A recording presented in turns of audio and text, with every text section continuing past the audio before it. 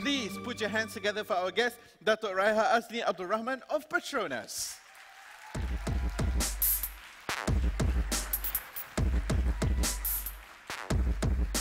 Datuk, good afternoon. Thank you so much for joining us. Thank you.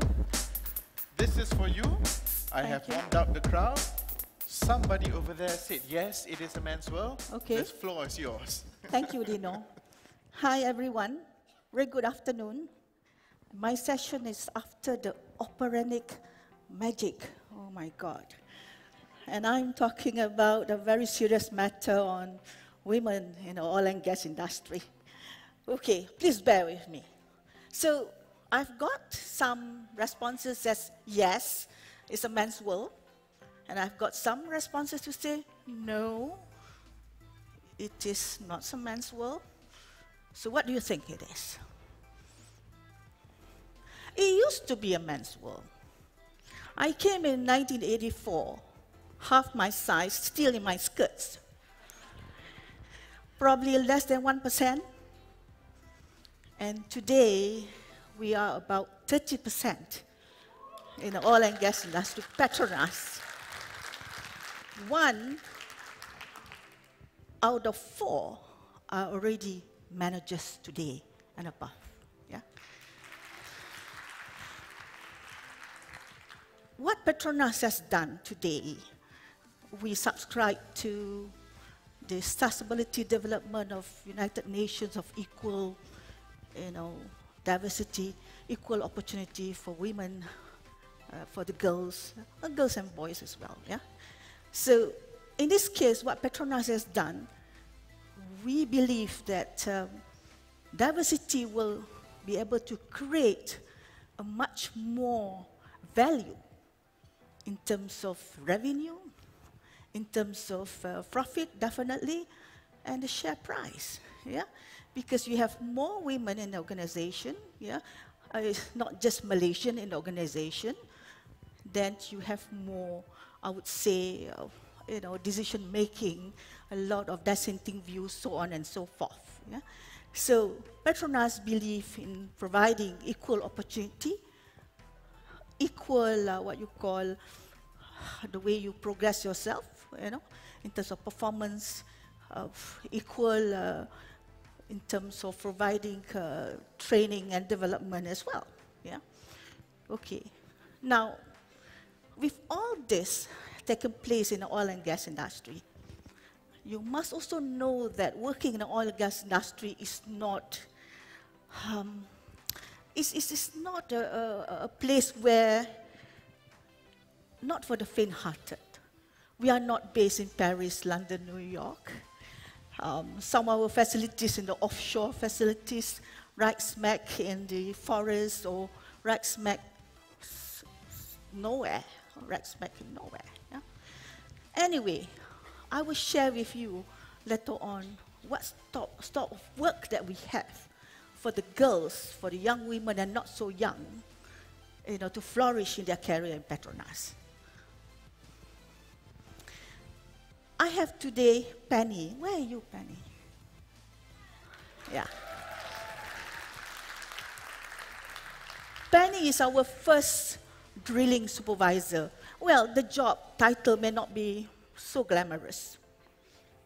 What does this drilling supervisor do? A drilling supervisor in offshore facilities, well, she's commanding about 150 men, and sometimes she's the only one. She's an engineer, graduated from UTP, joined us in 2011, and working in a rig offshore facilities, the requirement of the job could be 40 days in the offshore. Can you imagine? 40 days. Women, she's the only one with 150 men. And she survived and she's smiling there. Yeah? So we have Penny, the likes of Penny. We have Dr. Shaida. She's the CEO of Petronas Research. And recently, she was awarded, the Fellows for American Chemical Society. And she's the only one that has been awarded outside US. The rest are all Americans. She was also awarded the professorship of Queen's University of Belfast as well. And in research today, we have almost 35% women in this Petronas research. What does it tell you? It's no longer a man's world, isn't it? Yeah, okay. And we have Hasvini, graduation from Alam, Academy Laut, Malaysia. She's the engineer working on big ships, LNG ships. Today, we have about 90 women working in the maritime. MISC is one of the subsidiaries in Petronas. We have about 30 engineers on board of the ships. We have 60 cadets. Of 60, we have 10 second officers, meaning they will be given opportunity to become captain of this very large LNG ships. No, it's not the... This is what happened when you have an operatic magic before my session. You may not visualize it, but it's not an easy feat to command a very large LNG ship full with one cargo could be 100 million US dollars, flying from Bintulu right down to Japan, Korea, so on and so forth. You have to imagine that.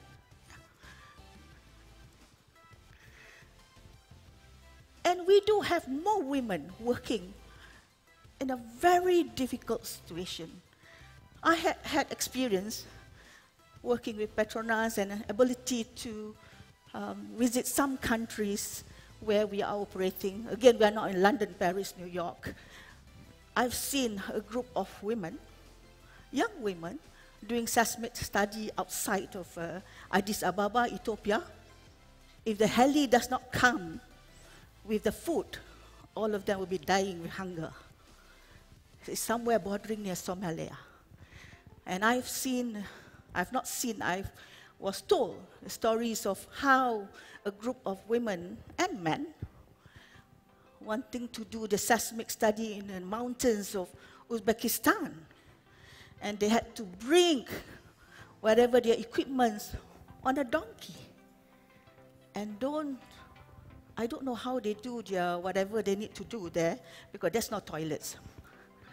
So we had, in the early 80s, even in the gas processing plant, I think we were not ready.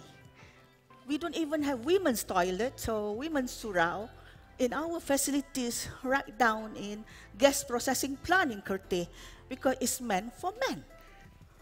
So we were saying that if more ladies engineers coming into the organization, we need to do those changes, we will do it. We have done so, even in the platform offshore facilities. We have constructed different, accommodation facilities for women to be on offshore. And I've seen women, they were project managers in Turkmenistan. And while talking to them, being a project manager, having their husband coming with the kids, we still talk about how to get the right SPF, so that you still can look pretty. Even though I'm a project manager, she was a project manager in Ashgabat, in Kianli, in Turkmenistan, for example. So those are the things that women have enjoyed and given equal opportunity to excel in terms of their performance. And you've been seeing some of the pictures. I think yesterday or the night before, they were featuring about even a group of men and women constructing the first floating LNG in the world, and there are some women working on those projects in Korea. Yeah. So these are testimonies to show that we have women in every level in the company, and the journey is not easy. Yeah.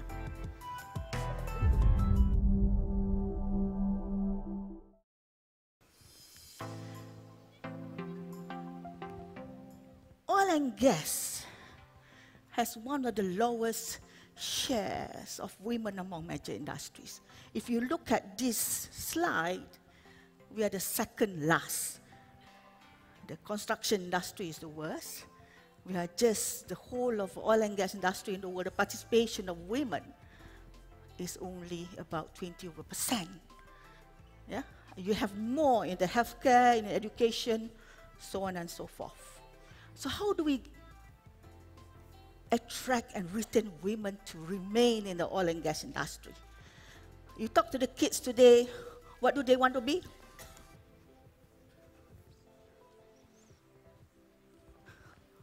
Actress, maybe, or something that is glamorous. YouTuber, okay. And oil and gas industry sounds dull, isn't it? No? Okay, anyway, how do we ensure that we continue to encourage and motivate women to stay on in industry? And it's not an easy feat again, yeah.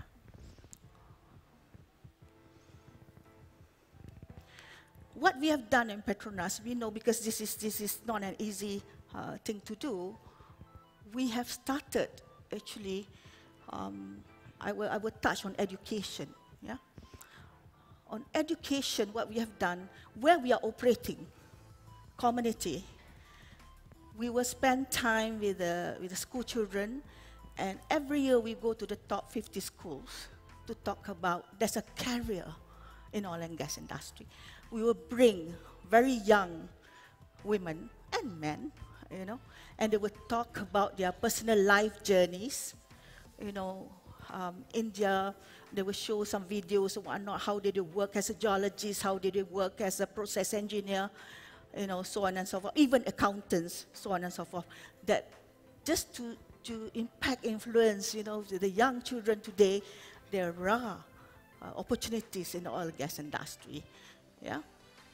And we continue to do so, to sponsor, you know, students, even though at a low price.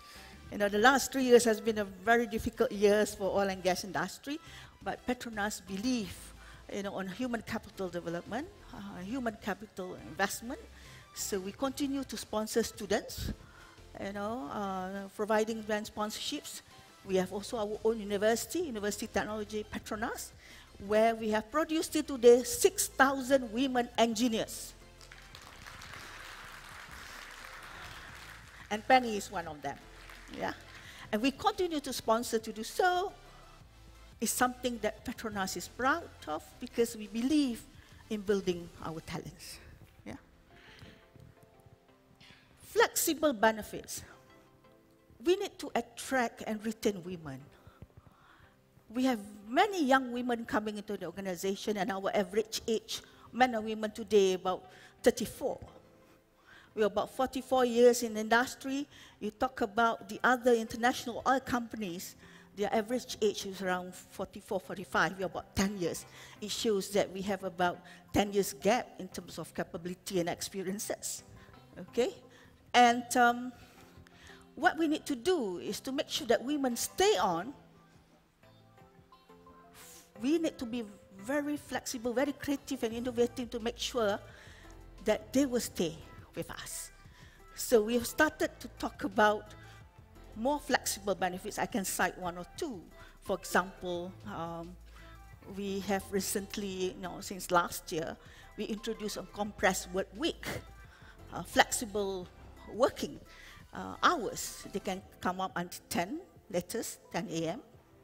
And if you work more than 9 hours a day for 4 days, you can go off on a Friday afternoon. And that gives them flexibility. If they have small children, you know, and they want to really focus on their family first, they can decide to leave us, and we allow them to come back 3 years later. We call it a returning program. For those, we have 3 months maternity leave, and for those who are in the 7 months pregnancy, we say you can cut your 1 hour off a day for you to go back much earlier. So these are the benefits that we have introduced, unpaid leave, so on and so forth, you see, to make sure these people are able to retain in organization. Because we have noted that a lot of girls coming in, then somewhere, once they are, got married and have kids, they tend to fall off. When they fall off, then the number of women in the Petronas will always be decreasing, isn't it? So we need to come up with something that they're able to say that I can come back when I want to, and we are able to accommodate those requests. Yeah.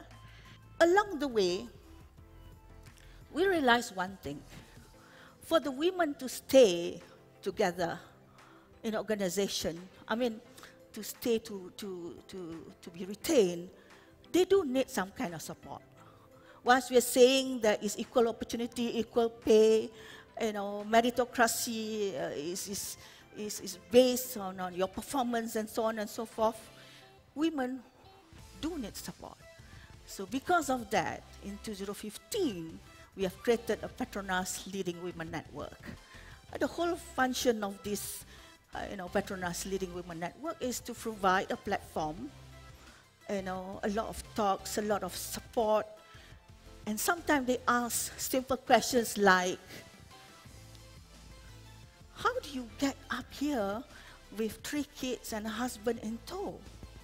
How do you do this? They don't get that. They don't understand how can you have a career, with children, and I think all of us go through, with the maid issues and so on and so forth, and then we need to present ourselves in terms of, work assignment, due dates and all that, and we have to juggle, and all of us are not a superwoman. So through PLWN, we provide that kind of support, listen, mentor, and coach. And we don't want women to fall off, our statistics, in terms of, it has to be sustainable. I think that's what we're talking about. Yeah.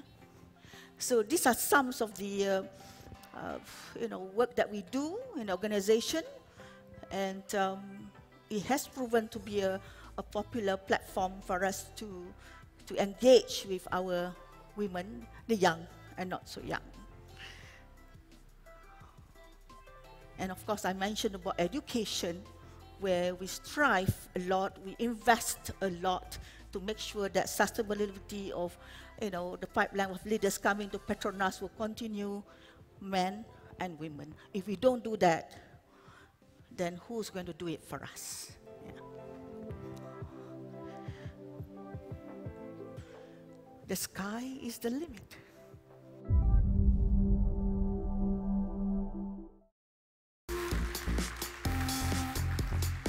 Thank you very much, Dr. Raiha. Yeah. I have a question. I know I'm supposed to come up here and ask the questions that you have sent in, but I have a question, so I'm going to abuse the power and use my position as MC to ask. Women in oil and gas, Yeah. why do we see less women on the platforms, on the oil rigs? Whoever thought that it's difficult for women to do this? I am very sure that anything that a man can do, a woman can do. So why do we see not so many of them out there? I think for women to strive in oil and gas industry, you must like it. You must love what you do. Mm-hmm. Because the work, of course, is hard. It's not an office environment. You go by helicopter, and before you can go and ride the helicopter, you need to have a license. A license means they call it a passport. Mm-hmm. You need to do your helicopter training, blah, blah, blah, if anything happens. So you need to have that first. And you need to be fit. Okay. Now you fly 14 days on the offshore. What's available in the offshore? Fish. Yeah, you can see fish sometimes, but you just have this a structure where there's a part of portion that you have to go to work. You just have to walk a bit, then a place for you to work. And then you walk a bit where you're going to sleep and then you're going to eat for the next 14 days.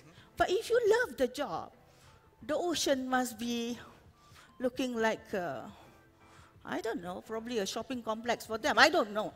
You have to love it. If you don't love it, then you can't be there. You'll be so miserable, waiting for the next 13 days for you to hike another heli to go home. Yeah, well, you know, you'll be miserable until you get your paycheck and you see, hello. Now, I think in Petronas, if you're in for the money, then that's not the place. Right. You know, if you must be in because you love it. Right. You love what you do. You ask Penny. I was just about to say, maybe we should have a chat with Penny and say, she stays in the offshore for 40 days with 150 men. Okay. Pause, kejap. Hold on. Okay, I better stop there. Pause. Penny, one word. 40 days, 150 men. What is the one word you would use to describe it? Think very carefully. Wonderful. Nice one. She's in command of 150 guys who'll be listening to her instruction. Wonderful indeed. Okay, coming from the screen here, we've got a question. Why should we encourage women to be in oil and gas? Because it is an interesting business. It is a business where, I've been 30 years over in Petronas. I've seen 3 cycles, the bad cycle, the good. We've seen the $147 per barrel, and I've seen $27.50 per barrel. I think the wonderful part is to go through we call it the VUCA world, where it's volatile, it's uncertain, it's complex, ambiguous. If you are in for a challenge, then Petronas is for you. The oil and gas industry is for you. And we are not only operating in Malaysia, we are operating in very interesting countries, like Sudan, Angola, like Turkmenistan, like Myanmar, Indonesia, in Canada, in Argentina, in Azerbaijan, Turkmenistan. So we are not in London, Paris, New York. But if you have a sales office in London, that we know. Yeah, just about a few guys there. But really, if you want to see challenges, if you are having this feeling of adventuring, feeling of excitement, and then Petronas is for you. Because I met those young girls doing seismic, in Ethiopia, outside for Addis Ababa. So one of them graduated from UTP, another one from somewhere in Australia. So I said to them, so what is it? We don't get to go into Ethiopia. And I worked with this, some of the consultants and contractors, and I learned. It's like not going to Bali for holiday or whatever it is. I get to go to Ethiopia and work with this group of people and trying to discover something for Petronas. So that's how they responded to me. So there's excitement. I have seen girls in Iraq, and I've been to Iraq. And in fact, their parents are more worried than them. So they have to justify to their parents that it's interesting to work in Iraq. They are working maybe 28 days on, 28 days off. But they say it's interesting for them. They like it. The adventure, the feel of success. It's about the passion. You have to be passion. passionate for It's it. a passion. But okay, speaking about passion, another question that has come in is the oil and gas sector only or primarily for women with an engineering background? If you are joining me in my human resource, you'll be only the few men in human resources. I have many women in human resources. Raise your hands, women in human resources. Oh, wow. I have many of them. We have many in finance. So many chartered accountants in finance. We have many also in legal as well, in sales and marketing. So we are not just focusing on the technical, the hard part of the core of the job, but the enablers, the support system are also full of women. Datuk Rosano, you agree with me? He's my only guy who's here with me, together with my planner, Ariel. Well, actually, on that note, very quick question. Somebody asked, what is the percentage of senior leadership in Petronas that are women? I mentioned to you just now, 1 out of 4 are women, managers and above. Managers and above, Yeah. 1 out of 4. So that's 25%. It's very good number. That's a good number. As early as 13 years ago, in 2005, we are just about 10%. And today, the number of women are almost 30%.